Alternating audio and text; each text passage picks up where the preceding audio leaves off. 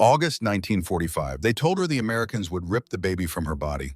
They told her that capture meant death, not just for her, but for the life growing inside. The enemy would show no mercy to a pregnant Japanese prisoner. The enemy would see her condition as proof of moral weakness, as justification for cruelty. The propaganda had been clear, had been constant, had been burned into her mind like a brand since the day the war began.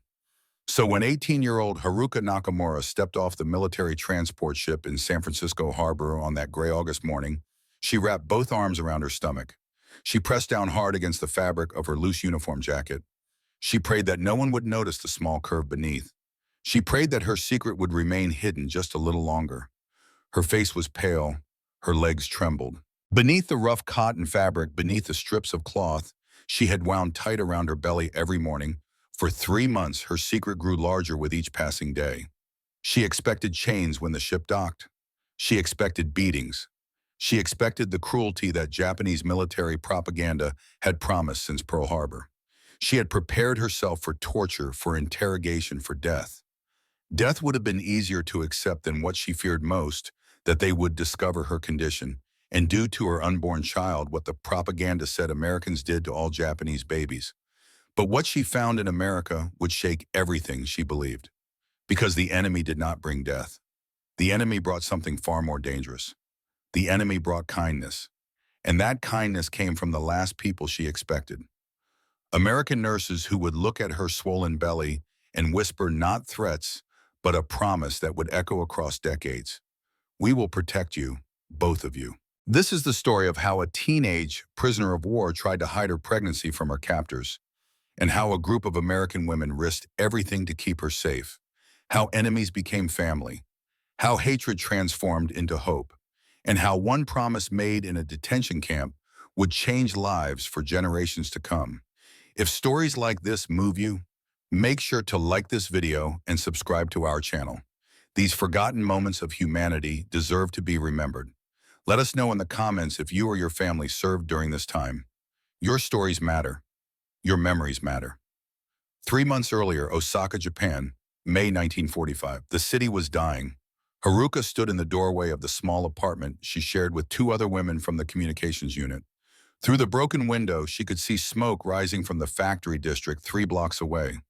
American B-29 bombers had come again last night. The sirens had wailed for hours. The explosions had shaken the walls until plaster dust rained down like snow.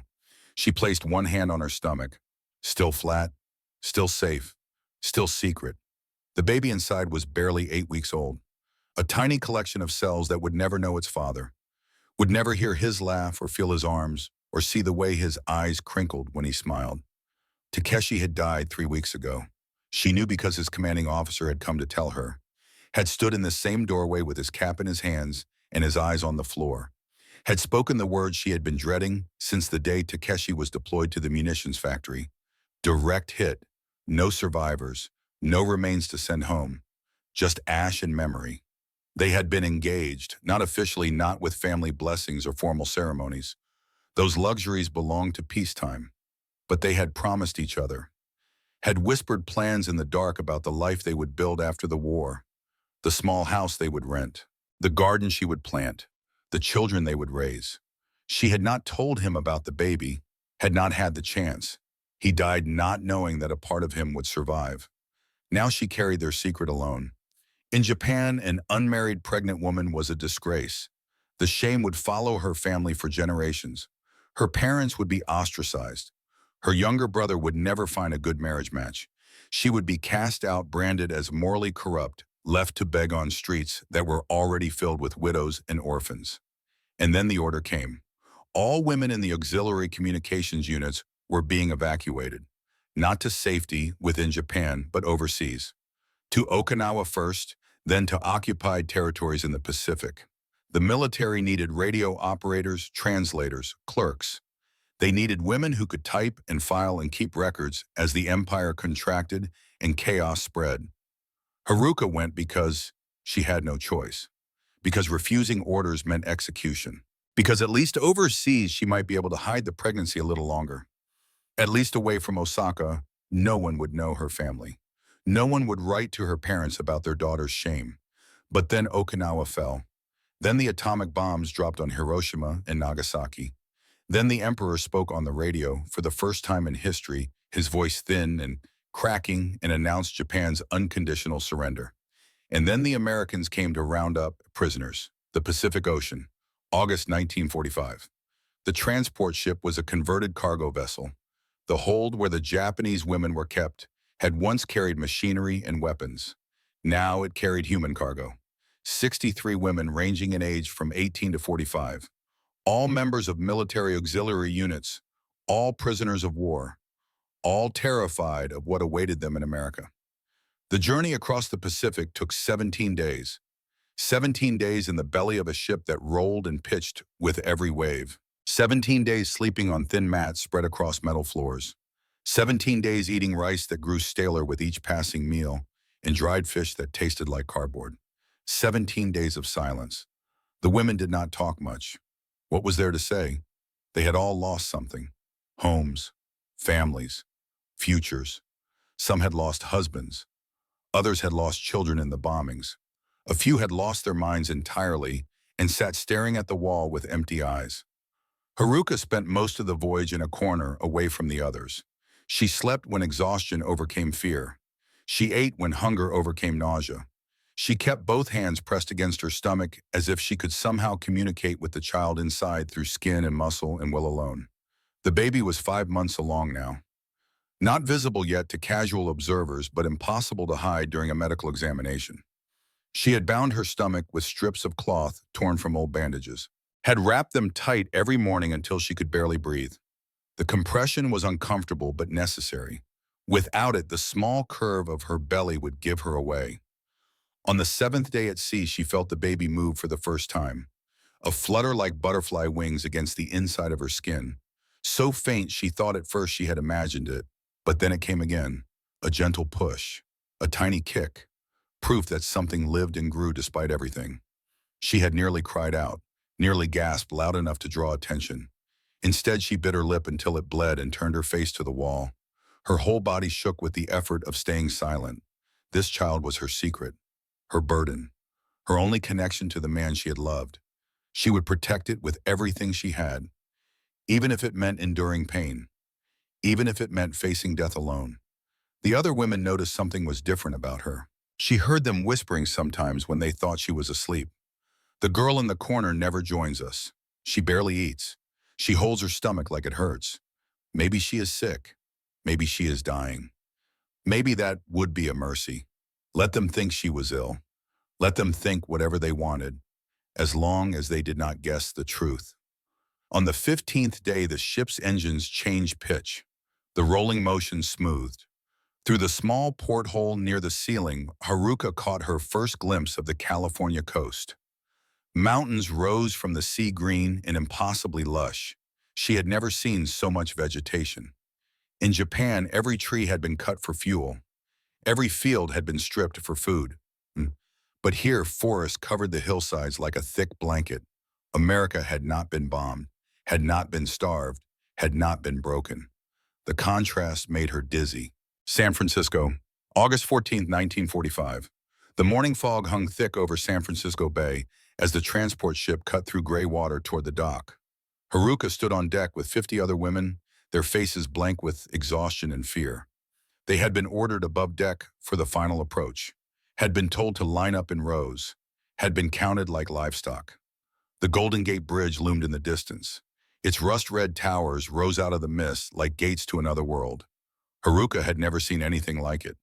In Japan, bridges were practical, modest, built for function, not display. This structure was something else entirely. It was a statement. It was power. It was impossible. And it terrified her. As the ship approached the dock, the smell hit them first. Not the smell of death and burning that they had grown used to during the war. Not the acrid smoke and charred flesh and rotting garbage. This was something strange and unsettling. Coffee, rich and bitter and impossibly fresh. Bread baking somewhere nearby. Real bread made with real wheat, not the sawdust and rice bran mixture that had passed for food in wartime Japan. Gasoline from the trucks waiting on the pier. Clean gasoline, not the diluted fuel that Japanese vehicles had limped along on for years. American cigarettes. Not the harsh throat-burning tobacco that Japanese soldiers smoke, but something smoother, sweeter. These were the smells of a country that had not been bombed, had not been starved, had not been broken. And for the Japanese women standing on that deck, the contrast was almost painful. A woman beside Haruka gripped the railing until her knuckles turned white. "They will separate us," she whispered. Her voice was hoarse from 17 days of barely speaking. "They will take us to different camps. We will never see each other again." Another woman, older with streaks of gray in her hair, shook her head slowly. "It does not matter where they take us. We are already dead. Our families will never know what happened. They will wait for letters that never come. They will imagine the worst. And they will be right." Haruka said nothing. She could not afford to speak. Every word took energy she did not have. Every movement risked drawing attention to her body, to the secret she carried. She had bound her stomach extra tight this morning, had used almost all her remaining bandage strips. The pressure made her lightheaded, but she had no choice. The moment of truth was coming. The medical examination, the inspection, the discovery. At 5 months pregnant, hiding was becoming harder every day. The gangway lowered with a metallic groan that echoed across the water. American soldiers stood at the bottom. Their uniforms were clean and pressed. Their faces were unreadable. They held clipboards and pens, not weapons. This surprised Haruka. She had expected guns, bayonets, violence. The propaganda had been clear. Americans were barbarians. They took no prisoners. They showed no mercy. They would humiliate and torture and kill. But these soldiers looked bored, tired, almost indifferent. They spoke in English, a language most of the Japanese women could not understand. But their tone was calm, almost businesslike. There was no shouting, no threats, no immediate violence. One by one, the women walked down the gangway. Their wooden sandals clicked against metal. Some stumbled, weak from the journey. Others walked with their heads down, refusing to meet the eyes of their captors. When Haruka's turn came, she took a deep breath, tried to steady her trembling legs, crossed one arm over her stomach in what she hoped looked like a casual gesture, as if she were simply cold, as if she were simply protecting herself from the morning chill. At the bottom of the gangway, a young American soldier glanced at her, then at his clipboard. He said something in English, gestured toward a waiting bus. Haruka bowed slightly. The gesture was automatic, ingrained, polite. She could not help herself. The soldier blinked, surprised by the bow, but he said nothing, just made a mark on his clipboard and waved her toward the bus.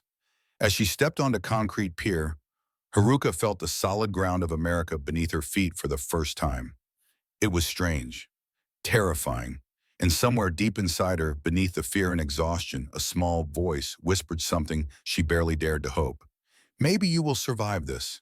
Maybe both of you will survive." The processing center, Angel Island Annex. The bus ride took 3 hours. 3 hours winding through a city that seemed impossibly alive. Buildings stood intact, not collapsed into rubble, not burned to skeletons, just standing there, solid and whole, as if war were something that happened in other places to other people. Cars lined the streets, real cars, shiny and new, not the broken-down vehicles that had been cannibalized for parts in Japan. People walked on sidewalks carrying shopping bags, as if there were things to buy, as if stores still had goods on shelves. Children ran past with ice cream cones. A man on a corner sold newspapers shouting headlines about the war's end. Women wore bright dresses, red, yellow, blue, not the drab grays and browns that Japanese women had worn for years. How could this be? How could the enemy live like this while Japan burned? While her family in Osaka struggled to find rice, while Takeshi's ashes lay scattered in a crater that used to be a factory, the contradiction made Haruka close her eyes, made her turn away from the window, made her press both hands against her stomach and feel the small life inside pushing back. Your father would not understand this either, she thought. Your father died believing we were fighting for survival, that Japan had no choice, that America was evil. But what if we were wrong? What if everything we believed was a lie? The bus carried them out of the city, through green hills dotted with houses, past farms and orchards heavy with fruit. Hours passed. The women dozed, woke, dozed again. Finally, as the sun began to set, the bus turned onto a dirt road and approached a complex of low buildings surrounded by chain-link fencing. A sign at the gate read U.S. Army Detention Facility, Angel Island Annex. The processing center was a long wooden building with fluorescent lights that buzzed overhead. The women were divided into groups of 10, led to different stations. First, their names were recorded, then their belongings were cataloged, each item written on a form. They were allowed to keep personal items, photographs, letters, small keepsakes. But anything that could be considered military equipment was confiscated. Haruka carried almost nothing, a change of clothes. A photograph of Takeshi worn and creased from being carried for so long. A small notebook where she had been writing to the baby. Letters the child would never read, but that she wrote anyway because writing made her feel less alone. And then came the moment she had dreaded. A female American officer directed her toward a curtained area. Behind the curtain stood a woman in a white uniform, a nurse. She wore a small cap pinned to her hair. She looked perhaps 40 years old. Gray streaks at her temples, kind eyes, smile lines around her mouth. She said something in English. Her voice was gentle. She gestured toward a chair, made a motion suggesting Haruka should remove her outer clothing. Haruka's hands trembled as she unbuttoned her jacket. This was it, the moment of discovery, the moment when everything would fall apart. Beneath the jacket, the cloth strips wrapped around her stomach were visible, wound tight, holding in her secret. The nurse's eyes moved to the bindings. Her expression changed, not shock, not anger, something else, recognition. The nurse stepped closer. She reached out slowly, gave Haruka time to pull away if she wanted. But Haruka did not move, could not move. Her whole body had frozen. The nurse's fingers touched the cloth strips lightly, professionally. Then she looked up at Haruka's face, met her eyes with an expression of pure compassion. She spoke again in English, slowly, as if hoping the meaning would somehow translate across the language barrier. Her voice was soft, certain, full of something that Haruka had not heard in months. Kindness. The nurse said, "It's okay. You're safe now."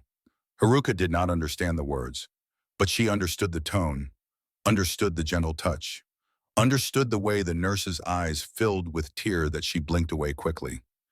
This woman knew. The secret Haruka had carried across an ocean, the secret she had hidden for months, the secret she had been prepared to take to her grave. This American nurse knew, and she was not calling the guards. Tears began to stream down Haruka's face.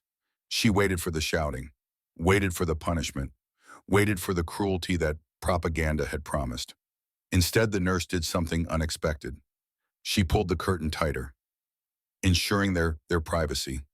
Then she took Haruka's hands in her own, squeezed them gently, and called out something over her shoulder. A moment later, another nurse appeared. This one was younger, perhaps 25. Dark hair pulled back in a neat bun. She looked at Haruka, at the cloth bindings, at the older nurse, and her face softened with understanding. The two nurses exchanged rapid words in English. Haruka caught nothing, understood nothing. But she watched their faces. There was concern there. Worry, but not cruelty, not disgust. These women were not looking at her like she was an enemy. They were looking at her like she was a patient. The older nurse held up 5 fingers, pointed to Haruka's stomach, made a rocking motion with her arms. The gesture was universal. She was asking how far along the pregnancy was. Haruka held up 5 fingers in return. 5 months. The older nurse nodded slowly. Her face was serious but kind. She patted Haruka's shoulder, said something to the younger nurse, then left the curtained area. Minutes passed. Haruka stood in silence with the younger nurse. The woman tried to make her comfortable, offered water, pointed to a chair, but Haruka could not sit, could not relax. Every fiber of her being was prepared for disaster. When the older nurse returned, she was not alone. With her came a man in a white coat, clearly a doctor, and another woman, Japanese, civilian clothes. The sight of a Japanese face made Haruka's knees weak with relief. Someone who could explain, someone who could translate, someone who might understand. The Japanese woman stepped forward and bowed slightly. "My name is Emily Tanaka," she said in perfect Japanese. "I am a Nisei, second-generation Japanese American. I was born in California. My family was held in an internment camp for 3 years. Now I work as a translator for the Army, helping with Japanese prisoners. She paused. Let that information sink in. Then continued. The nurses have told me about your condition. They want you to know that you are not in danger. Your pregnancy will not be punished. The Americans have rules about how prisoners must be treated. You and your baby will receive medical care. Haruka stared at her, unable to process the words. They will not. They will not take my child. Emily shook her head firmly. No, the child is yours. The nurses have promised to protect you. Both of you. The older nurse stepped forward. She could not understand the Japanese words, but she seemed to sense the question. She took Haruka's hands again, looked directly into her eyes, spoke slowly, clearly, with absolute conviction. Emily translated. She says, I am a mother too. I have 2 children at home. I know what it means to carry a life inside you. I promise you, as a nurse and as a mother, I will not let anyone hurt you or your baby. You are under my care now, and I take care of my patients. The nurse's eyes were wet. Her voice shook slightly, but her grip on Haruka's hands was firm, steady, real. Haruka's knees gave way. She would have fallen if the nurse had not caught her, held her steady, let her sob against her shoulder. For the first time in 5 months, Haruka allowed herself to cry, not tears of fear, but tears of relief, tears of something she had forgotten existed. Hope. That night, Haruka lay in a real bed for the first time in months. The mattress was thin but clean. The sheets smelled of soap. A wool blanket covered her warm and soft. Through the window, she could see the stars, the same stars that shone over Japan, over her family, over the place where Takeshi's ashes lay. The barracks held 12 women, all Japanese prisoners from various ships. Some slept, others whispered in the darkness. Haruka heard fragments of their conversations, worries about home, fears about the future, questions about what would happen next. She placed both hands on her stomach, felt the slight curve that the bindings could no longer hide. Tomorrow she would see the doctor. Tomorrow they would examine her properly, check the baby, make sure everything was healthy. The thought should have terrified her. Instead, she felt something new. Trust. These strangers, these enemies, had looked at her with compassion, had promised to help, and for reasons she could not explain, she believed them. She pulled the notebook from beneath her pillow. By the dim light coming through the window, she wrote in Japanese, They told us the Americans were devils. They told us capture was worse than death. But the nurse held my hands like my own mother used to. She did not see an enemy. She saw a frightened girl carrying a child. I do not understand this country. I do not understand these people. But tonight, for the first time since Takeshi died, I feel like I might live. Like we might both live. The nurse's name tag said Catherine Morrison. But the younger nurse called her Kate. Kate, such a simple name, such an ordinary name. The name of the woman who had just saved my life. Month 6, September 1945. The days at Angel Island Annex fell into a rhythm that surprised Haruka with its ordinariness. A bell rang at 7 each morning. The women dressed in the gray light of dawn. They washed their faces in the communal bathroom where hot water ran from taps without limit. Hot water. In Japan, hot water had been a luxury reserved for the wealthy. Here it flowed freely, steaming and clean, as if heat cost nothing. Breakfast came at 7:30. The first morning, Haruka had stared at her plate in disbelief. Scrambled eggs soft and yellow and still warm. Toast slathered with real butter and strawberry jam. A cup of milk so fresh and cold she could taste the grass the cows had eaten. And coffee, strong and bitter and utterly foreign to her tongue. Most of the Japanese women could not stand the coffee. Too harsh, too acidic. They pushed their cups away after one sip. But Haruka forced herself to drink it, forced herself to eat everything on her plate. Not because she was hungry, though she was always hungry now, but because the baby needed nourishment, because every calorie was a gift she could give to the child growing inside her. After breakfast came light duties. Some women worked in the laundry, washing and folding uniforms for the guards. Others helped in the kitchen, peeling potatoes and chopping vegetables under the watchful eyes of the American cooks. A few were assigned to clean the barracks and common areas. Haruka, because of her condition, was given only the lightest tasks: folding towels, sorting mail, organizing supplies in the storage room.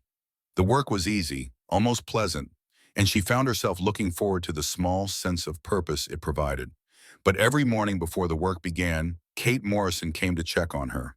Kate would appear in the barracks doorway just after breakfast, would make her way through the room to where Haruka sat on her bunk, would pull up a chair and conduct a brief examination. Blood pressure, pulse, temperature. She would place her hands on Haruka's stomach, feeling for the baby's position, would ask questions through Emily Tanaka, the translator, who seemed to materialize whenever needed. "How do you feel today? Any pain, any bleeding? Is the baby moving?" "Yes," Haruka would answer. "The baby moves, especially at night. Little kicks and turns that kept her awake, but that she welcomed because they meant life continued despite everything." Kate always smiled when Haruka reported movement. "Good," she would say through Emily. "That's very good. It means the baby is healthy, strong."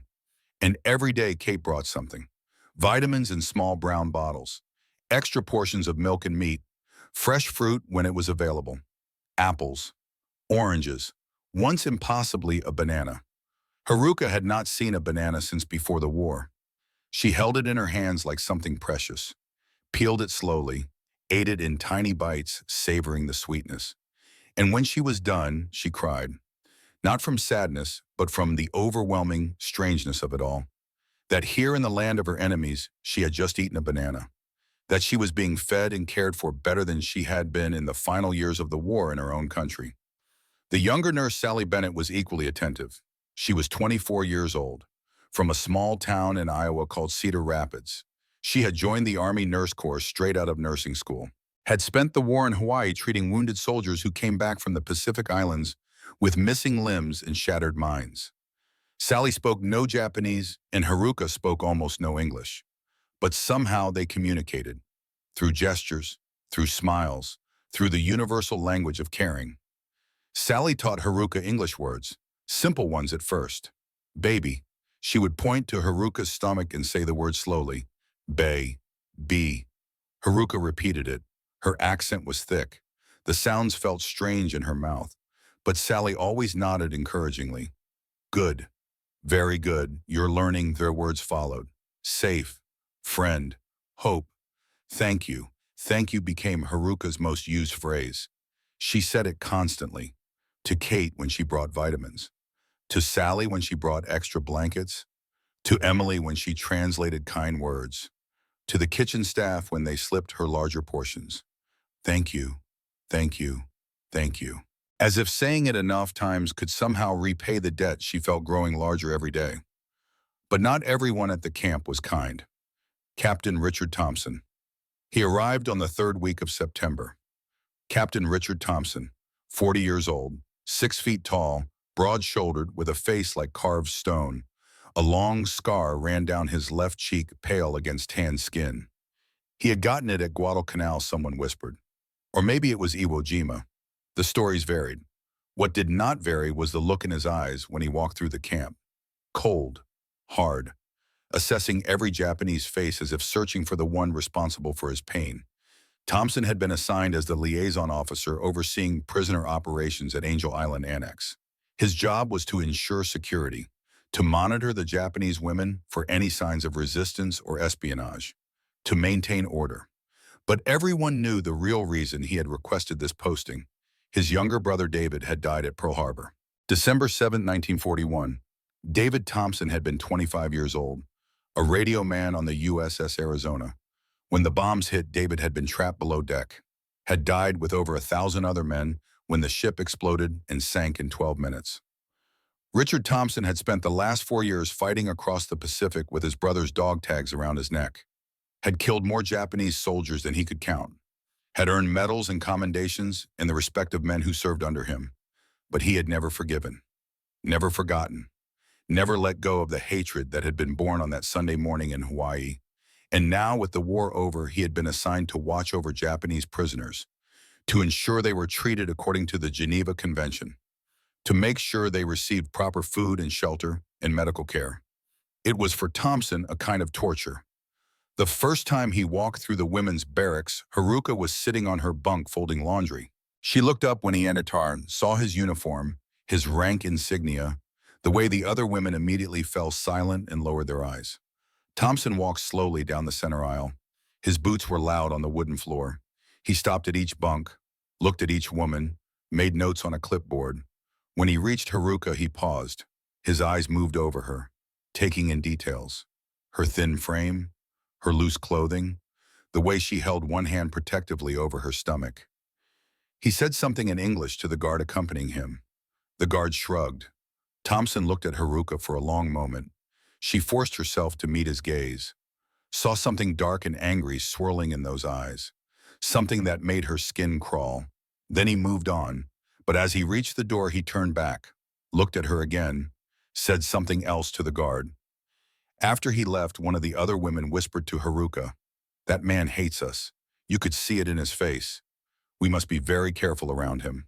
Haruka placed both hands on her stomach and felt the baby shift inside her. Yes, she thought, very careful. The special treatment question. It was inevitable that someone would notice. Haruka received larger portions at meals. She was excused from harder duties. Kate visited her every morning without fail. Sally checked on her twice a day. Dr. William Brennan, the camp's chief medical officer, examined her weekly. To the other prisoners, this might have seemed like favoritism, but the Japanese women had figured out the truth within the first week. Whispers spread through the barracks. Knowing glances were exchanged, but no one spoke openly about it. They protected Haruka's secret as if it were their own. 3 women in particular became Haruka's quiet guardians. Akiko Sato was 28 years old. She had been a nurse with a field hospital in Nagasaki, had been there on August 9th when the second atomic bomb fell, had survived only because she had been making rounds at a clinic 3 miles from Ground Zero. But her entire family had been at home in the city center. Her parents, her husband, her 2 young daughters. When the bomb fell, they had been vaporized, turned to shadows on concrete walls. Akiko spoke rarely now, ate little, spent hours staring at nothing. But she recognized in Haruka something worth protecting. New life where so much life had been lost. And so she watched over the younger woman with fierce, silent dedication. Yumi Ishikawa was 26, a typist from Tokyo, engaged to an officer killed at Iwo Jima. She coped with grief through aggressive cheerfulness, learned English with fanatical dedication, carried a small notebook where she wrote down every new word. She appointed herself Haruka's secondary translator when Emily was not available, would sit beside her at meals and quietly explain what the Americans were saying. That guard said good morning. This one asked if you need anything. The cook wants to know if the food is okay. And Tomoko Fujita, 42 years old, a supervisor who had managed a communications office in Manila before capture. She was proud and stern, slow to trust, quick to criticize. But even Tomoko softened when she figured out why Haruka received special treatment. One night, 3 weeks into their imprisonment, Tomoko sat down on Haruka's bunk. "You are carrying a child," she said quietly. It was not a question. Haruka froze, said nothing. "Do not worry. I will not tell the Americans, though I suspect some of them already know." She paused, looked at Haruka with something almost like kindness. "I had 3 children, all grown now, all survived the war by some miracle. I know what it means to carry life inside you, to fear for that life. You need to be more careful, stand differently, move differently. That American officer, the one with the scar, he watches you. He suspects something." After that, Tomoko and the others formed a protective circle around Haruka whenever Thompson was nearby.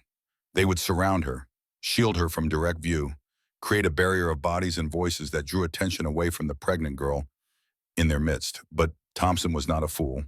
The investigation. It started small, casual questions to the guards. "Why does prisoner 847 receive extra rations?" The guards checked the medical notes. "Doctor's orders, sir. She's malnourished from the journey." Thompson nodded, made a note on his clipboard, said nothing more, but he kept watching. He noticed that Kate Morrison visited Haruka every single morning, that Sally Bennett checked on her multiple times a day, that the other Japanese women positioned themselves protectively around her. And he noticed something else, the way Haruka moved, slowly, carefully. one hand often pressed to her stomach, the way she sat with both hands folded over her abdomen. The loose clothing that seemed to get looser each week, even as her face filled out from better nutrition. Thompson had 3 sisters, had watched all of them go through pregnancies, had learned to recognize the signs, the waddle, the hand positions, the protective instinct. On the first day of October, he called Kate Morrison to his office.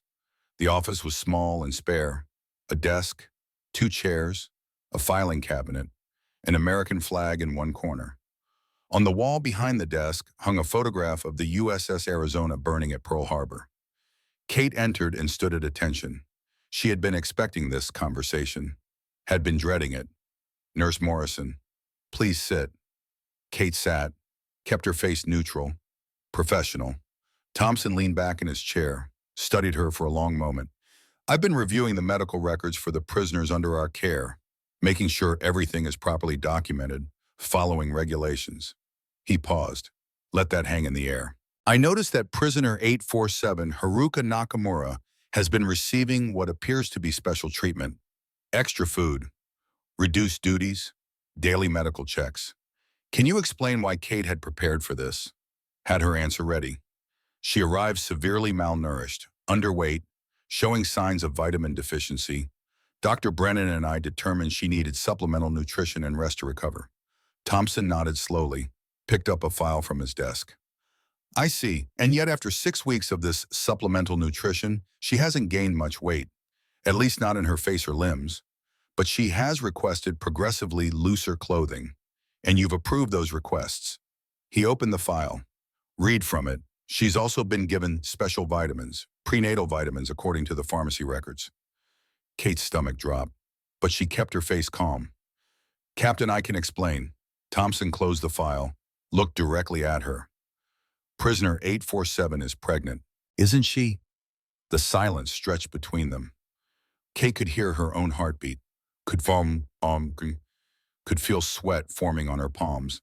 She thought about lying, thought about denying it, but Thompson already knew, and lying would only make things worse. Yes, she said quietly, she is. Thompson's jaw tightened. His knuckles turned white where he gripped the edge of his desk. How far along? 7 months now. She was 5 months when she arrived, and you didn't report this, didn't document it, didn't inform your superior officers? Kate met his eyes steadily. She was terrified. 18 years old. The father is dead. She thought we would kill her baby. I assessed the situation and determined that she needed medical care, not punishment. Thompson stood abruptly, walked to the window, stared out at the compound. My brother died at Pearl Harbor, Nurse Morrison. Did you know that? Yes, sir. I know. He was 25 years old. He wanted to be a teacher. Was going to get married when his enlistment was up. Had his whole life ahead of him, and the Japanese killed him, blew him up, burned him alive, left nothing for our mother to bury. He turned back to face her. His voice was tight, controlled. And now you're telling me that I'm supposed to provide medical care to a pregnant Japanese prisoner, that I'm supposed to ensure she's comfortable, that her baby gets born healthy. Kate stood as well, kept her voice level. Yes, sir. That's exactly what I'm telling you, because that's what the Geneva Convention requires. That's what military regulations require, and that's what basic human decency requires. Thompson's eyes flashed with anger. Basic human decency. Where was Japanese human decency at Pearl Harbor, at Bataan, at all the places where they tortured and killed American prisoners? Kate took a step closer. Her own voice grew sharper. She didn't do those things, Captain. She's 18 years old. She was a radio operator. She fell in love. She got pregnant, and then the man she loved died in a bombing raid. She's not responsible for Pearl Harbor any more than your brother was responsible for whatever atrocities the American military committed. Don't you dare compare them. Thompson's shout echoed in the small office. He was breathing hard. His hands were shaking. Kate held her ground. I'm not comparing them. I'm saying that punishing her won't bring your brother back, that killing her baby won't ease your pain, and that if we become the monsters we accuse them of being, then what exactly did we fight for? The silence that followed was thick and suffocating. Thompson walked back to his desk, sat down heavily, put his head in his hands. When he spoke again, his voice was different, quieter. almost broken. I want her transferred to a high-security facility. Today, she's 7 months pregnant. A transfer could kill her and the baby. Then maybe she should have thought about that before she got pregnant out of wedlock in the middle of a war. Kate slammed her hand on the desk. The sound made Thompson look up in surprise. She was 19. She fell in love. She made the same choice millions of young women have made throughout history. The only difference is that history put her on the wrong side of a war she didn't start and couldn't stop. Kate leaned forward, looked directly into Thompson's eyes. I made a promise to that girl, Captain. I promised her that I would protect her and her baby, and I will not break that promise. Court-martial me if you want. Demote me. Send me home. But I will not let you hurt her. For a long moment, Thompson just stared at her. Kate could see the war happening behind his eyes. Rage fighting with reason, hate battling with humanity. Finally, he looked away. Fine. She stays. But under strict observation. Any problems, any signs of trouble, any indication that her presence is causing security issues. And she's gone. Understood. Yes, sir. Kate turned to leave, but Thompson's voice stopped her at the door. Why she turned back. Sir, why do you care so much? Why risk your career for a Japanese prisoner? Kate thought about her son, James, about the letter she had received last year saying his ship had been sunk by a Japanese submarine, about the 2 days she had spent not knowing if he was alive or dead, about the rage and fear and helplessness she had felt. And then she thought about the moment she had seen Haruka's face when she discovered the pregnancy. The terror, the desperation, the hope that maybe, just maybe, the enemy would show mercy. Because I'm a nurse, Kate said simply, and nurses save lives. That's what we do. Even when it's hard, even when it hurts, even when the person we're saving is supposed to be our enemy. She paused at the door. And because, Captain, if we can't show mercy to a frightened pregnant girl, then we're not the good guys anymore. We're just the side that won, the hidden network. Word of Thompson's investigation spread quickly through the camp. Not officially, but soldiers talked, nurses whispered, guards let things slip. Within 2 days, everyone knew that Captain Thompson had discovered Haruka's pregnancy, that he had wanted her transferred, that Kate had fought to keep her at Angel Island. And something remarkable happened. The American soldiers and staff, almost without discussion, formed a protective network around Haruka. Not because they were ordered to, but because Kate's defiance had inspired something in them, had reminded them that they were supposed to be the good guys, that winning the war was meaningless if they lost their humanity in the process. Private Tommy O'Brien was 19 years old, a farm boy from Nebraska assigned to guard duty at the camp. His mother sent him care packages twice a month, cookies, candy, letters filled with news from home. One afternoon, Tommy approached Haruka while she was sitting outside the barracks. Through Yumi's translation, he said, "My ma heard there's a pregnant woman at the camp. She sent these for you, said you need them more than me." He held out a tin of homemade cookies, chocolate chip, still fresh. Haruka stared at the tin, then at Tommy's earnest, freckled face. "Your mother, she knows I am Japanese," Tommy nodded. "Yes, ma'am. I told her in my letter. And she said that babies don't care about wars. They just need to be born healthy, so she made these for you." Haruka took the tin with trembling hands, bowed deeply. "Thank you. Please tell your mother thank you." She ate one cookie each day, savoring each bite, marveling at the fact that somewhere in Nebraska, a woman she would never meet had baked cookies for a Japanese prisoner's unborn child. The kitchen staff began preparing rice the way Japanese women preferred it, steamed and fluffy, not mushy and overcooked. They slipped extra portions of meat onto Haruka's plate when Thompson wasn't looking. The laundry workers made sure her clothing was always clean and mended. Sally used fabric scraps to sew larger tunics and pants that would fit Haruka's growing belly. Even the camp doctor, Dr. Brennan, became part of the quiet conspiracy. He examined Haruka weekly, listened to the baby's heartbeat through his stethoscope, ordered additional vitamins and supplements. One day after an examination, he said through Emily, "I've been a doctor for 30 years. I've delivered over 200 babies. And I've learned that babies are innocent. They don't choose their parents or their countries. They don't choose war or peace. They are simply new life, and new life deserves protection." He looked at Haruka with kind, weary eyes. "I will make sure you have everything you need. You and your baby." Haruka bowed, tried to express gratitude for something that felt too large for words. But the greatest gift came from an unexpected source. The photograph. In mid-October, Kate brought Haruka a small photograph. The image showed a young man in a Navy uniform. He stood on the deck of a ship, squinting slightly in the sun, smiling. "This is my son," Kate said through Emily. "His name is James. He's 20 years old." She turned to another photograph. The same young man, this time with his arm around a girl. He was engaged to be married to a girl named Patricia from his hometown. Kate's voice was steady, but Haruka could hear the emotion underneath. In 1943, James's ship was attacked by a Japanese submarine. The torpedo hit below the waterline. The ship sank in 30 minutes. Haruka felt her breath catch, felt ice form in her stomach. James survived. He was in the water for 2 days before they found him. But 37 men on his ship died. Their mothers got telegrams. Their children grew up without fathers. Kate looked directly at Haruka. "I could hate you. I could hate all Japanese people for what happened to my son, for what happened to those 37 men. But hate is poison. It destroys the person who carries it." She reached out, placed her hand on Haruka's stomach, felt the baby move beneath her palm. "This baby did nothing wrong. You did nothing wrong. You were a girl in a uniform doing what your country told you to do, just like my son was doing what his country told him to do. The war is over. The killing is done.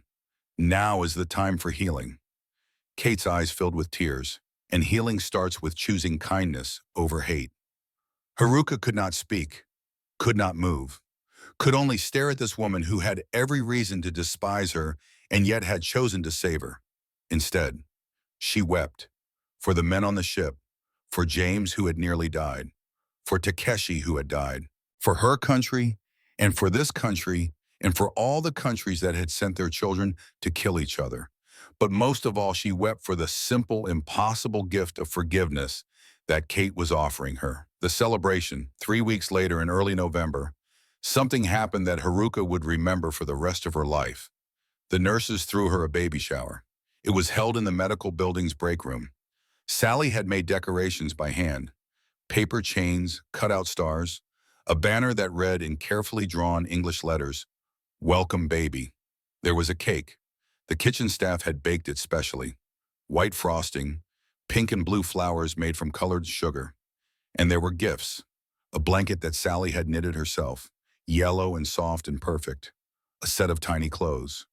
Onesies, booties, a small hat with a ribbon, bottles and pacifiers and cloth diapers. Everything a baby would need in its first weeks of life. The other Japanese women came too, brought their own gifts, handmade things fashioned from scraps and spare fabric. Akiko had embroidered a small cloth with cherry blossoms. Yumi had written blessings in beautiful calligraphy. Tomoko had knitted a tiny hat. Haruka sat in the middle of it all, overwhelmed. In Japan, there was no tradition like this. Pregnancies were private matters, especially unmarried pregnancies. To have a celebration, to have gifts, to have people gathering to wish her well. It was beyond anything she had experienced, beyond anything she had thought possible. She looked at Kate through tears. Why, she asked through Emily, "Why do you do this for me?" Kate smiled, took Haruka's hand. "Because every mother deserves to celebrate her child. Because every baby deserves to be welcomed into the world with love." Sally added, "Because you're our patient, Haruka, and we care about you," she grinned. "And because we wanted to. Simple as that." That night, Haruka wrote in her journal by the light of the moon coming through the window. "They gave me a celebration for my baby. These women whose country I was taught to hate, whose sons and brothers and husbands we killed. They made a party, they gave gifts, they smiled and laughed and wished me well. I do not deserve this. I do not understand this. But I am grateful for it in ways I cannot express. Takeshi, wherever you are, our child will know kindness. Our child will know that enemies can become friends. Our child will know that the world is not as simple as we were taught." She placed both hands on her belly, felt the baby kick strongly. A warrior, Kate had said. A fighter. In 2 months, maybe less, this child would be born, would take its first breath, would cry its first cry, and it would be welcomed not with shame, but with celebration. not with rejection, but with love. In the land of the enemy, Haruka had found something she had never expected. She had found family. But the hardest test was still to come, because the next morning Haruka woke to pain, sharp, sudden, terrifying, and blood. November 7th, 1945, 3:00 a.m. The pain woke Haruka from a dream of home. In the dream, she had been walking through her mother's garden in Osaka. Cherry blossoms were falling like snow. Takeshi was beside her, his hand warm in hers. He was smiling, saying something about the house they would rent, the children they would raise, the life they would build together after the war. And then the pain came, sharp, tearing, like something inside her was being ripped apart. She gasped, sat up in the darkness, felt wetness between her legs. Blood. Her hands flew to her stomach. The baby. Oh God, the baby. Around her in the barracks, the other women slept. The only sound was breathing and the occasional creak of old wood settling. Outside, fog pressed against the windows, turning the world into gray. Nothing. Another wave of pain. Stronger this time. So strong that Haruka bit her lip to keep from crying out. She tasted copper, felt blood run down her chin. She tried to stand. Her legs would not support her. She collapsed to her knees beside the bunk. One hand pressed against her stomach. The other reached out for support. A sound escaped her throat. Half gasp, half sob. In the bunk beside her, Tomoko woke instantly. Years of war had trained her to sleep lightly, to wake at the first sign of trouble. She saw Haruka on the floor, saw the blood darkening the younger woman's nightgown, saw the panic in her eyes. Tomoko did not hesitate, did not waste time with questions. She stood and ran to the door, pounded on it with both fists. Guard, she shouted in broken English. Guard, emergency girl, sick need doctor now. Within seconds, boots thundered in the hallway. Keys rattled. The door swung open. The guard on duty was a young corporal named Davies. He took one look at Haruka on the floor and understood immediately. His face went pale. I'll get the nurse, he said. He turned and ran. Tomoko knelt beside Haruka, took her hand, spoke in rapid Japanese. Hold on, help is coming. Just hold on. The other women were waking now, rising from their bunks, gathering around. Akiko pushed through the crowd. Her nurse training kicked in despite years of grief-induced numbness. She knelt on Haruka's other side, checked her pulse, looked at the blood. She needs a hospital, Akiko said quietly. This is bad, very bad. Yumi appeared with a blanket, wrapped it around Haruka's shoulders. The younger woman was shaking, not from cold, but from shock, from fear. My baby, Haruka whispered. Please, my baby. 2 minutes later, Kate Morrison burst through the door. She wore her nurse's uniform, but her hair was loose around her shoulders. She had come directly from the nurse's quarters without stopping to pin it up. Sally was right behind her, then Dr. Brennan still buttoning his white coat, then two orderlies with a stretcher. Kate knelt beside Haruka. Her professional calm settled over the chaos like a blanket. Haruka, can you hear me? Haruka nodded. Tears streamed down her face. The baby. Something is wrong, please.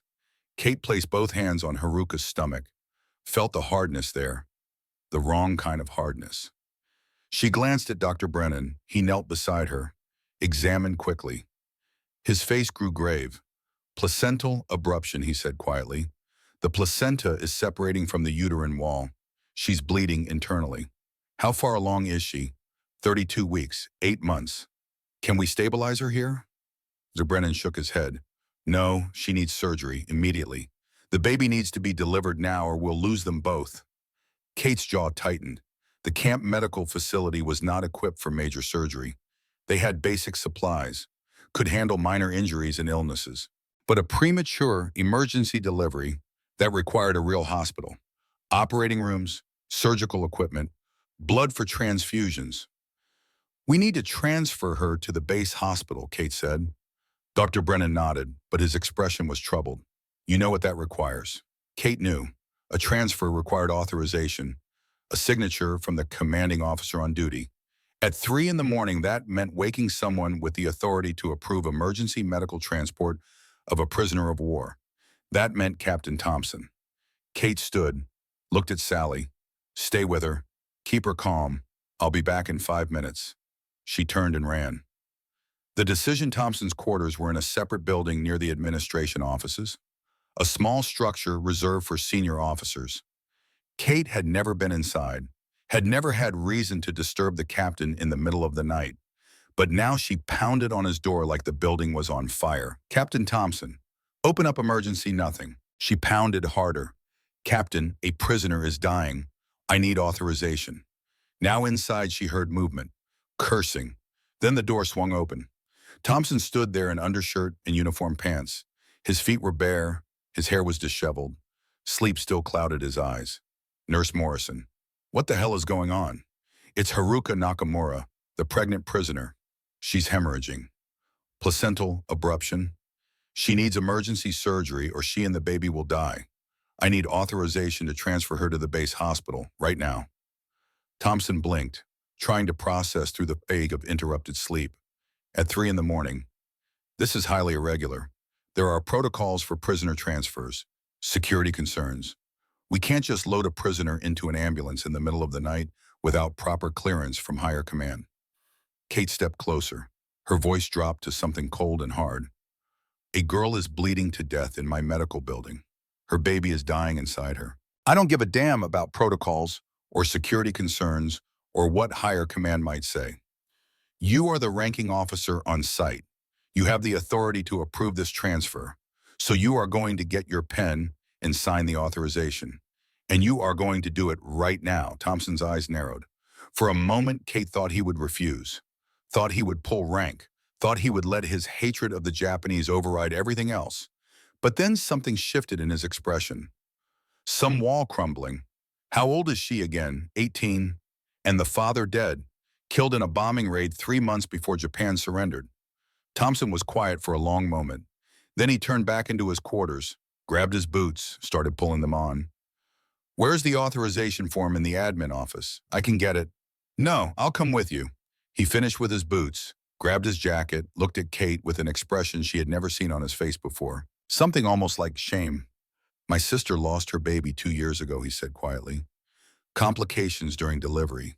The father was overseas, couldn't get home in time. I was there when it happened.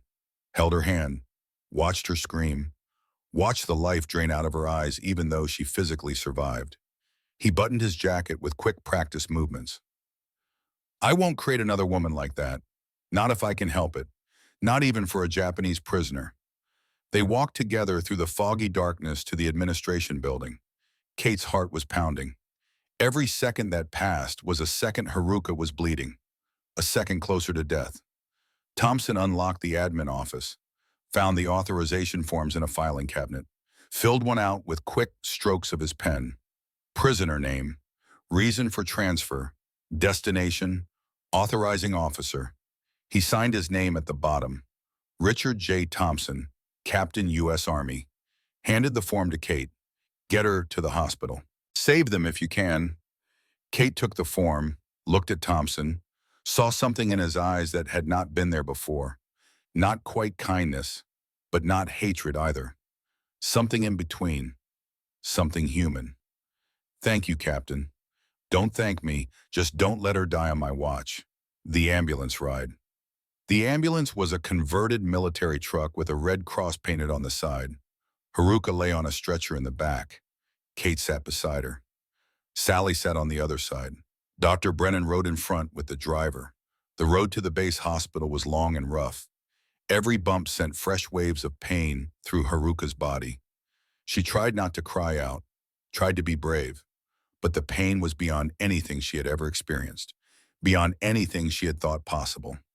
Kate held her hand the entire way, spoke to her in a steady, calm voice, even though Haruka could not understand most of the English words. It did not matter. The tone was what mattered. The presence. The grip of Kate's hand anchoring her to consciousness. Sally monitored her vital signs. Blood pressure dropping, pulse rapid and weak, skin cold and clammy.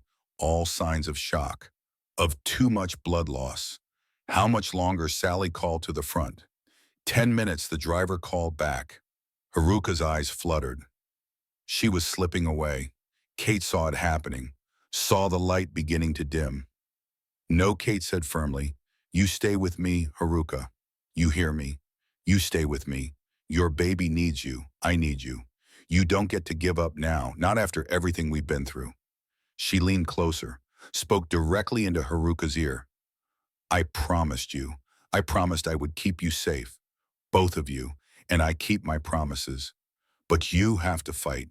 You have to hold on. Just a little longer. Haruka's hand tightened weakly around Kate's fingers. Takeshi, she whispered in Japanese. I'm scared. I'm so scared. Kate did not understand the words, but she understood the tone, the fear, the plea. I know, Kate said. I know you're scared, but you're not alone. I'm right here. I'm not leaving you. The ambulance turned a corner. Haruka cried out as pain exploded through her abdomen. Blood soaked through the blankets. Too much blood. Way too much blood. Sally's face went pale. Kate, we're losing her. No, no, we're not. But Kate could feel Haruka's grip weakening, could see her eyes glazing over, could hear her breathing becoming shallow and rapid. The hospital appeared through the fane, bright lights, white buildings, orderlies waiting with a gurney. The ambulance screeched to a stop. The back doors flew open. Emergency C-section, Dr. Brennan shouted as they pulled the stretcher out. Placental abruption. Patient is 32 weeks pregnant. She's in shock. Blood type O positive.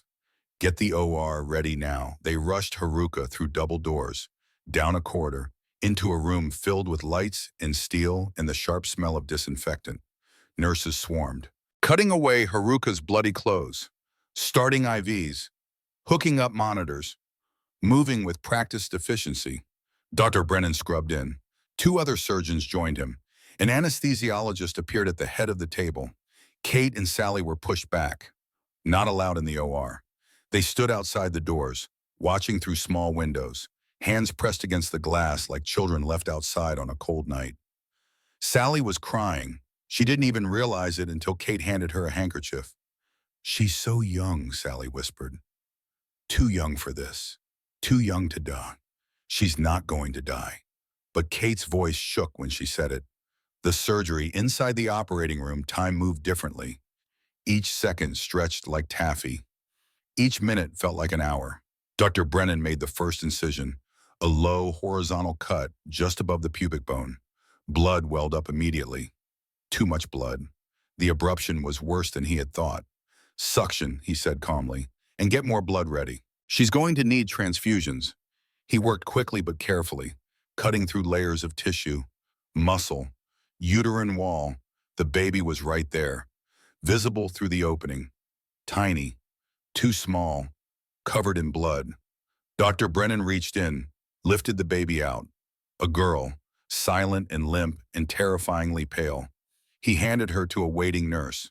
The nurse carried her to a warming table, started clearing her airways, rubbing her chest, trying to stimulate breathing. Nothing. The baby didn't move, didn't cry, didn't breathe. Come on, the nurse muttered. Come on, little one, breathe. Behind her, Dr. Brennan was fighting to control Haruka's bleeding. The placental separation had caused massive hemorrhaging. He was packing the uterus with gauze, clamping blood vessels, doing everything he could, but she was still losing blood faster than they could replace it. Blood pressure is dropping, a nurse called out. 60/40. Pulse is thready. More blood. Now.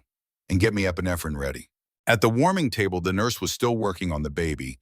Another nurse joined her. They suctioned, stimulated, provided oxygen. Still nothing. Come on, the first nurse said again. Her voice was desperate now. Come on, your mama is fighting for you. You have to fight too. And then finally a sound, a weak cry, barely audible, but there. The baby's chest moved, lips parted. A thin wail emerged. She's breathing, the nurse called out. Dr. Brennan did not look up from his work. Good. Keep her stable. I'm not done here yet. The battle to save Haruka continued. More blood, more sutures, more desperate measures to stop the hemorrhaging. Outside the doors, Kate watched through the window. She saw the baby being carried to the warming table, saw the nurses working, saw the tiny chest finally rise and fall. The baby's alive, she said to Sally, but Sally was looking at the operating table, at the massive amount of blood, at the frantic pace of the surgical team. What about Haruka? Kate didn't answer. Couldn't answer. Could only watch and pray. Or 47. AM Dr. Brennan tied off the last suture, stood back, let the surgical nurses pack the incision with fresh gauze. His hands were shaking. His scrubs were soaked with blood. He had been operating for nearly 2 hours. The anesthesiologist checked monitors. Blood pressure is stabilizing. Pulse is stronger. She's coming back. Dr. Brennan nodded, closed his eyes for just a moment, then opened them again. Good work, everyone. Let's get her to recovery. He walked to the doors, pushed them open, saw Kate and Sally waiting in the hallway, saw the hope and fear warring on their faces. She made it, he said. Both of them made it. Kate's knees buckled. Sally caught her. They clung to each other and cried. The baby Kate asked when she could speak again. Underweight, premature, but breathing on her own, fighting. She's a strong little thing. Can we see her, doctor? Brennan nodded toward a nursery down the hall. She's in there. Go. Kate and Sally walked to the nursery on shaking legs, looked through the glass window, saw a row of bassinets, and in one wrapped in a white blanket, a tiny baby with black hair and impossibly small fists. She was alive, against all odds, against all logic. She was alive. 3 days later, Haruka woke slowly, swimming up from darkness into light. Her body ached everywhere. Her abdomen felt like it had been torn apart and sewn back together, which she realized groggily was exactly what had happened. She tried to sit up, failed, gasped at the pain. A face appeared above her. Kate Morrison, smiling, with tears running down her cheeks. Welcome back, Kate said softly. Emily Tanaka materialized beside the bed. Ready to translate. You've been asleep for 3 days. You lost a lot of blood, but you're going to be okay. My baby, Haruka whispered. The words were like gravel in her throat. Where is my baby? Kate turned and nodded to Sally. Sally disappeared, came back moments later carrying a small bundle wrapped in a yellow blanket. She placed the bundle carefully in Haruka's arms. Haruka looked down at her daughter's face for the first time, saw tiny features, button nose, rosebud mouth, eyes squeezed shut against the world, black hair standing up in soft tufts. She looked like Takeshi, had his nose, his chin, the shape of his eyes. Haruka began to cry, not from pain, not from fear, but from overwhelming, impossible joy. She's beautiful, Kate said. Small, only 4 pounds, but healthy, strong, a fighter. What will you name her? Emily asked on Kate's behalf. Haruka looked at her daughter, thought about everything that had happened, about the nurses who had saved them both, about the kindness that had bloomed in the unlikeliest place. Megumi, she said. It means blessing in Japanese. She looked up at Kate, at Sally standing beside her, at these women who had risked so much, but also Margaret. After you, Nurse Morrison. Kate's hand flew to her mouth. Tears spilled over. You don't have to do that, yes, Haruka said firmly through Emily. I do. You saved us. You kept your promise. My daughter will carry your name to remember that kindness can exist even between enemies, that there are good people in every country, that love is stronger than hate. Kate leaned down, kissing Haruka's forehead, then kissed the baby's soft head. Megumi Margaret Nakamura, welcome to the world, little one. The visit. On the 5th day, Captain Thompson came to the hospital. He stood at the door to Haruka's room for a long time before entering. Kate saw him there, walked over. She's awake. You can go in if you want. Thompson shifted uncomfortably. I don't know if that's appropriate. She asked about you, asked if you were the one who signed the authorization. She wants to thank you. Thompson looked surprised. She knows Emily told her. She knows you're the one who made the decision to let us bring her here, that you could have refused, that you chose to help her instead. Thompson was quiet. Then he nodded, walked slowly into the room. Haruka was sitting up in bed. The baby slept in a bassinet beside her. She looked pale and thin, but her eyes were clear, alert. Emily stood to translate. Captain Thompson, Haruka said through Emily. Thank you for saving my life. Thompson stood at the foot of the bed, looked at the baby, at Haruka, at his own hands. I almost didn't, almost let my hatred decide, almost chose vengeance over mercy. Why did you change your mind? Thompson pulled a photograph from his pocket, showed it to Haruka. It was a woman holding a newborn baby. The woman was crying. "This is my sister. 2 years ago, she lost her baby. Complications during delivery. The father was overseas. She almost died. I was there. I held her hand. I saw what that loss did to her." He put the photograph away. "When Nurse Morrison came to my quarters that night, I saw my sister in you. I saw another woman who might lose her child, who might die trying to bring new life into this world. And I couldn't let that happen, not even to an enemy." Haruka bowed her head. Tears fell on the blanket covering her lap. "My fiance's name was Takeshi. He died 3 months before Japan surrendered. He wanted to be an engineer. He was 23 years old. He never knew about the baby." Thompson nodded slowly. "My brother's name was David. He died at Pearl Harbor. He was 25. He wanted to be a teacher." For a long moment, they were silent. Two people on opposite sides of a war that had killed the ones they loved. Two people sharing the common language of grief. "I'm sorry about your brother," Haruka said. "I'm sorry about your fiancé." It was not forgiveness, not exactly, but it was something. An acknowledgement, a recognition that suffering was universal. That loss knew no nationality. That pain transcended boundaries drawn on maps. Thompson looked at the baby sleeping peacefully. "What's her name?" "Megumi Margaret." "Megumi means blessing. Margaret is for Nurse Morrison." Thompson's jaw tightened, then relaxed. "It's a good name. She's a lucky girl. She has a mother who fought to keep her alive. And she was born in a place where even enemies can choose kindness." He turned to leave, paused at the door.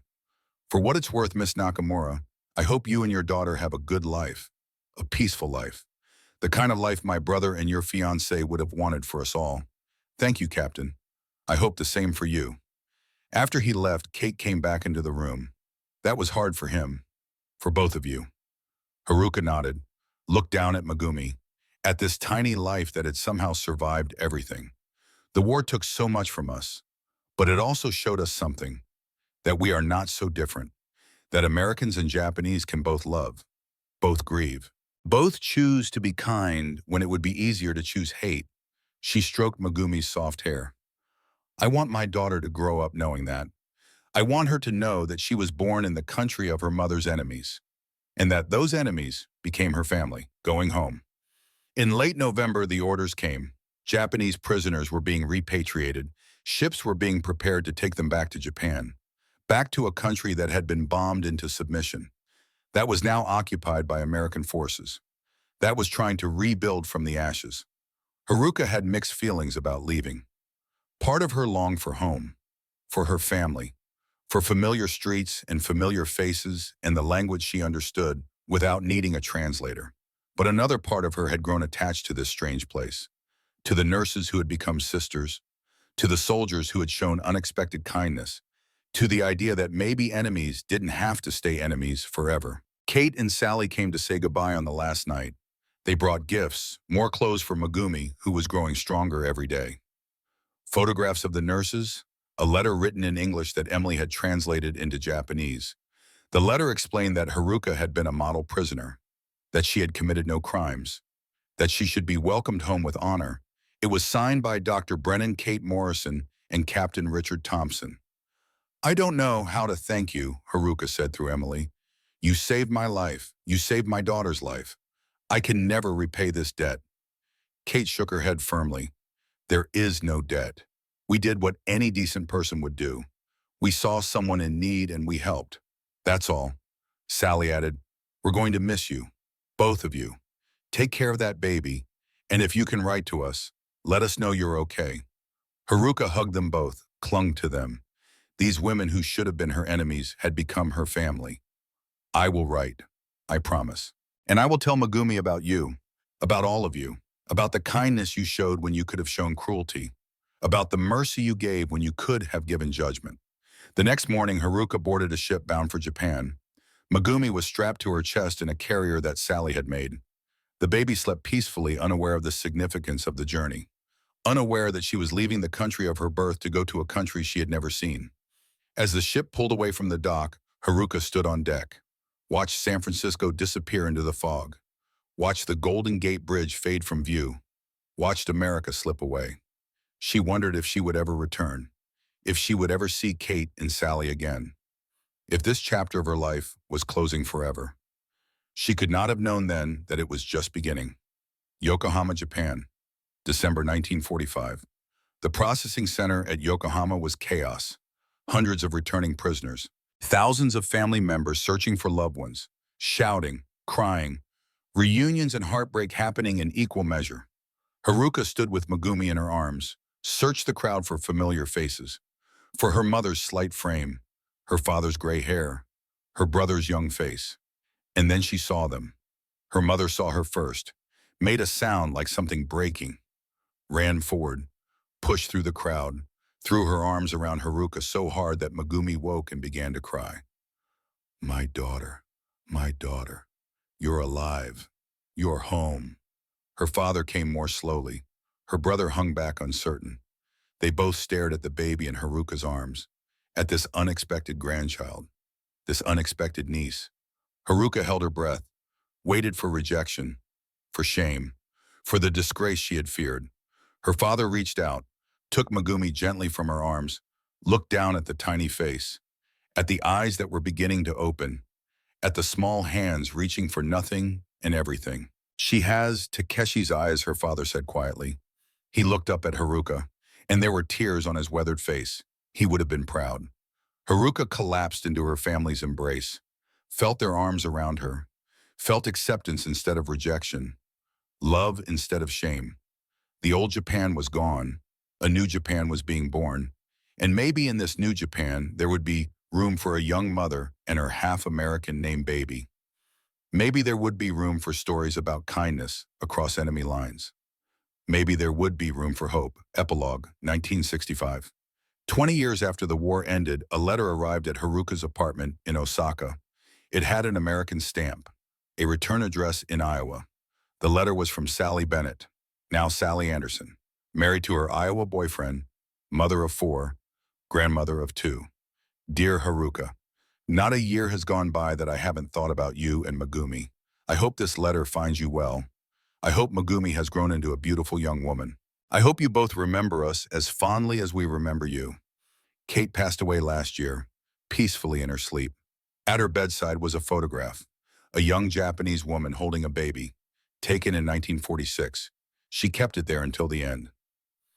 If you can please write back, I would love to know how you are. With love, Sally. Haruka wrote back immediately, and so began a correspondence that would last 30 more years. Letters crossing the Pacific, sharing news of children and grandchildren, of lives lived and lessons learned. In '96, when Sally died, Haruka attended the funeral in Iowa. She was 70 years old, gray-haired and bent, but still strong. And with her came Megumi. Megumi Margaret Nakamura was 51 years old. She had become a nurse, had worked in hospitals across Japan, had dedicated her life to caring for others, just as Kate and Sally had cared for her mother. At the funeral, Haruka stood before the gathered mourners and spoke. This woman saved my life. She and Nurse Morrison, they were supposed to be my enemies. Instead, they became my family. They taught me that humanity is stronger than hatred, that kindness can exist even in the darkest times, that we can choose to be better than our worst moments. 2005, in a nursing home in California, a new patient arrived. Richard Thompson, 100 years old, widowed, no children, no family left to care for him in his final years. The nurse assigned to his care read his file, noted his military service, his time at Angel Island, his role in the detention facility for Japanese prisoners. The nurse's name tag read Megumi M. Nakamura RN. She walked into his room, saw an ancient man in a hospital bed. His face was weathered and deeply lined, but the scar on his cheek was still visible, pale against age-spotted skin. Mr. Thompson, she said gently. I'm Megumi. I'll be your nurse. The old man's eyes flickered open, clouded with age, barely seeing. Megumi, he repeated. That's a Japanese name? Yes. My mother was Japanese, born in Osaka. She was a prisoner at Angel Island in 1945. Thompson went very still. His rheumy eyes tried to focus on her face. Haruka Nakamura. Yes, that was my mother. She passed away in 2001. The old man began to cry, silent tears running down his weathered cheeks. The baby, the pregnant girl. I signed the papers, let them take her to the hospital. I thought she would die, thought they would both die. We lived. Because of you. You signed that authorization. You chose mercy over hatred. You saved us both. Megumi pulled a photograph from her pocket, showed it to him. A young woman holding a newborn baby. The same photograph that had been on Kate Morrison's bedside table, that had been sent to Sally Anderson, that had traveled across decades and continents. This is us, Mother and me, 1945, Angel Island. Thompson held the photograph with shaking hands, stared at it. At proof that his one moment of choosing right over wrong had mattered, had saved lives, had created futures. I helped, he whispered. Yes, you helped, and now I'm going to help you. That's what we do. We care for each other, even old enemies, even old soldiers. Because that's what my mother taught me. That's what Nurse Morrison and Nurse Bennett taught her. That kindness is a choice, and it's always the right choice. Megumi stayed with Thompson through his final years, cared for him as if he were family, which in a way he was, connected by history, by a choice made decades ago, by mercy given when hatred would have been easier. The last journal entry. In 2001, in the final weeks of her life, Haruka wrote one last entry in the journal she had kept since the war. I have lived long enough to see the world change. Japan and America are allies now. Our children work together, study together, marry each other. The hatred of the war years seems distant, almost unreal. But I never forgot those nurses, never forgot their faces, their kindness, their promise. They taught me that the human heart is stronger than any army. They taught me that love defeats fear. They taught me that a baby born in a prison can grow up free. That is the greatest lesson of my life. That is the story I want the world to remember. We can choose kindness even when hatred seems easier. We can choose mercy even when vengeance seems justified. We can choose to see enemies as human beings who also love, who also grieve, who also want peace. That is what Kate and Sally showed me. That is what Captain Thompson showed me when he signed those papers. And that is what I have tried to show others every day since. Megumi understands this now. She carries it forward. A chain of kindness started by enemy hands, passed down through generations. Proof that one good choice can echo across time. To anyone who reads this after I am gone, remember in 1945 I was an 18-year-old prisoner who expected death. Instead I found humanity. Instead I found proof that we are better than our worst moments, that we can be more than our hatred tells us to be. The nurses promised to protect me. They kept that promise. Not because they had to, but because that's what good people do. They see someone in need and they help. Simple as that. Everything. The enemy's kindness changed my life, changed my daughter's life, changed the lives of everyone we touched afterward. What kindness will you choose today, the end? If this story moved you, share it with someone who needs to remember that humanity matters, that kindness matters, that even in our darkest times we can choose to be better. Let us know in the comments how this story affected you. Subscribe to see more forgotten moments of history that remind us who we can be when we choose compassion over cruelty. Thank you for watching, and remember the enemy's kindness changed the world. What will your kindness do